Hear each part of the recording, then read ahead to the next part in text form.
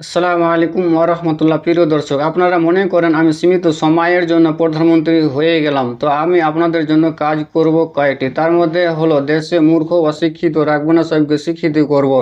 দ্বিতীয় নাম্বার কাজ হলো দেশে নিষেধাদ্রব্য ব্যান্ড বন্ধ করে দেবো, নিষিদ্ধ করে দেবো। 3 নাম্বার কাজ হবে যে যুবক বিবাহ করবে তার শ্বশুরের কাছে যদি পণ নেয় তার জন্য আইনি ব্যবস্থা নেওয়া হবে।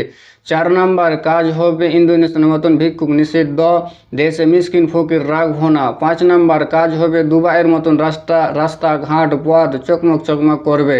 6 নাম্বার কাজ হবে প্রত্যেক জেলাতে হাই কোয়ালিটি হাসপাতাল হবে, ওখানে মানবতার চিকিৎসা হবে, নাফার চিকিৎসা নয়।